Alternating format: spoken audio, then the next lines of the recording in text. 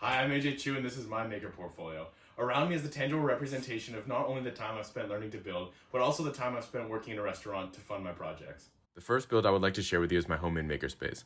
This project is the catalyst for all my other projects as it allows me to build more complex devices than I could previously with my hot glue gun and popsicle sticks. The first project I undertook upon completing my makerspace was a robotic dog.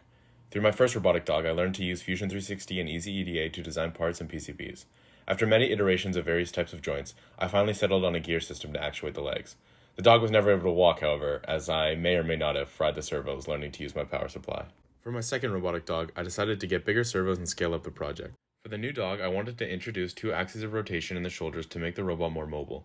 For the joints, I designed this hub system which places any bending forces from the leg onto the rotary guide instead of the servo horns, so that the servo is only responsible for rotating the cylinder and not bearing any weight.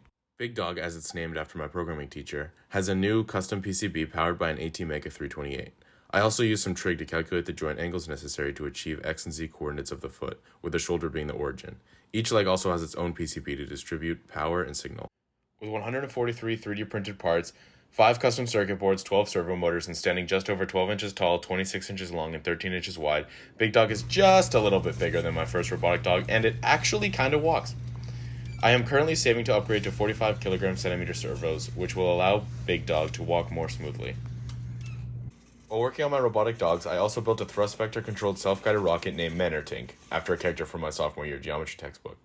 The rocket uses an MPU 6050 to determine its orientation and uses a set of 2 gimbals, each actuated by 1 servo motor to redirect its thrust accordingly. And because you can't launch a rocket without a big red button, I built a launch control box to ignite the rocket.